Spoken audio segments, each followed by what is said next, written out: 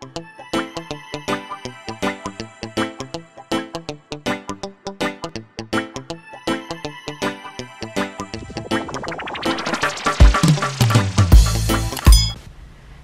guys, wagwan, what's good? It's your girl Shanice, and I'm so happy to welcome you guys back to Jammin' Cuisine. If you're new, welcome, and thank you so much for watching. Now in this video, I will show you guys how I make these delicious looking egg rolls. I guess we could call them Jammin' mac and cheese steak egg rolls. Now let's get right into it. Okay guys, so here I have around 1.5 pounds of top round beef that I cut up, not too small. So we're gonna go ahead and season this baby right here. So the very first thing I'm gonna go ahead and add is around a teaspoon of fresh ground black pepper. I'm also gonna add around a teaspoon of salt as well. And guys, remember we're working with beef, so we really don't need to over season it. A little goes a long way. We can always adjust it later on.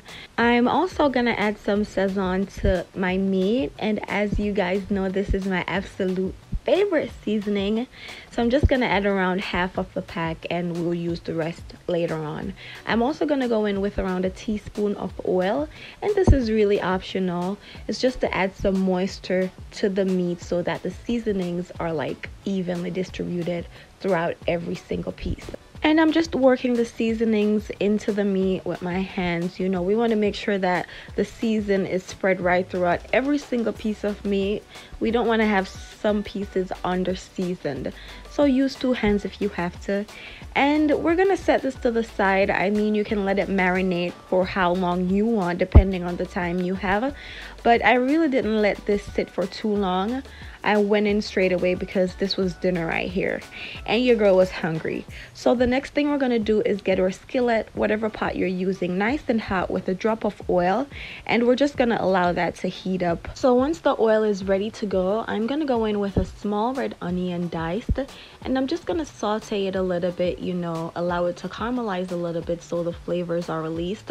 And after that, I'm going to go ahead and add 4 cloves of garlic minced. Once I add my garlic, guys, I'm gonna go ahead and reduce my flame from medium high because we don't want the garlic to burn. The worst thing ever is having burnt garlic. So whenever I'm working with garlic, I like to reduce my flame. So we're just gonna let these two saute together for around 2 minutes, and after that we're gonna go in with our beef.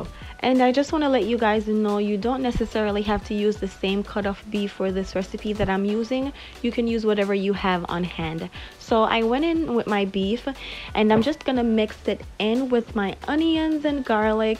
I increased the flame back to medium high, and we're gonna go ahead and brown our steak.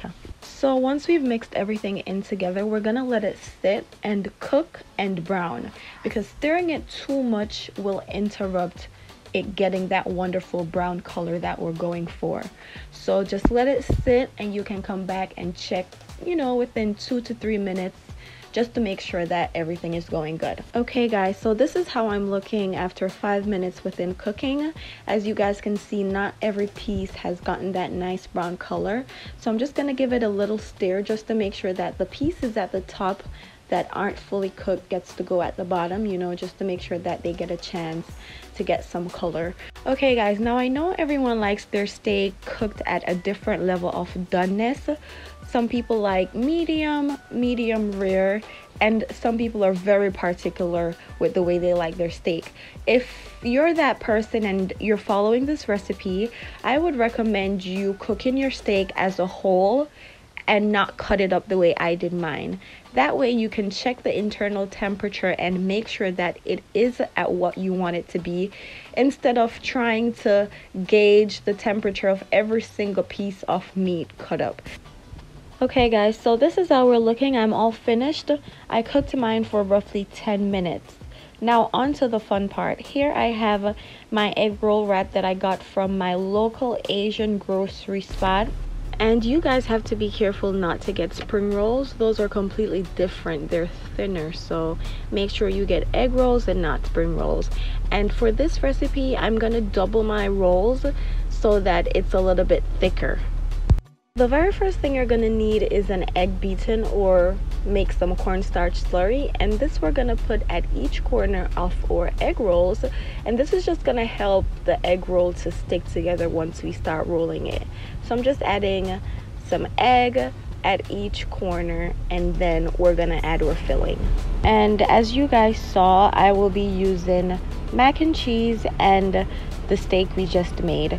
The recipe for my mac and cheese is also up on my channel. I'm gonna leave the link in this description below so you can check it out if you want to see how I made it. So I'm going in with the mac and cheese first, then we're gonna add our meat to that, followed by some shredded mozzarella cheese on top. And you guys can use whatever cheese you prefer. You know, make this recipe your own. It does not necessarily have to be what I'm using, like I always say, guys. Okay guys, let's wrap this baby up. So I'm first gonna go over with the corner that's facing myself. That's the bottom corner, and I'm gonna ensure that it's covering the food. And then I'm gonna go over with the right corner and then the left, and the egg here is gonna allow it to stick together. And then I'm just gonna roll as tight as you possibly can until it's finished. And as I said, the egg or the cornstarch slurry should help it to stick together, and that's really it. If there's an easier way you know how to wrap it, go ahead and do it.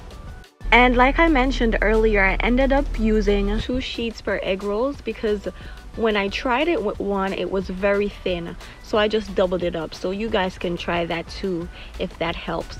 Now we're gonna get our pot nice and hot with some oil. You can deep fry your egg rolls if you want to. I really didn't feel like using up all that oil for some egg rolls, so we're gonna cook our egg rolls for about 7 to 8 minutes, you know, turning it occasionally until it has that nice golden brown color that we're going for. And guys, if you don't have a big enough pot, remember you can always do 2 batches. We really don't want to overcrowd the pot.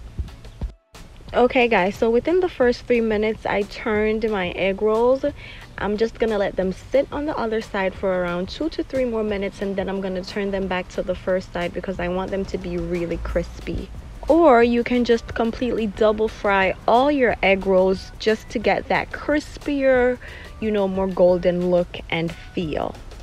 So after that 7 minutes of frying and turning, this is how we're looking. We're finally finished. Here is the moment of truth right here, guys. Just look at that. Like, this is so delicious. It's looking beautiful. It's smelling even better. I wish you guys could smell my kitchen right now. I really hope you guys enjoyed this video. It was my very first time making egg rolls, I have to say, but they came out pretty good. I really enjoyed it. They were delicious, so you guys will not regret trying this recipe. So go ahead and hit that thumbs up button. If you're not yet subscribed, please do so. I really do appreciate it. Feel free to leave a comment down below as to what you'd like to see me make next, and I will see you guys next week. Thank you so much for watching again. Walk good and stay safe. Until next time.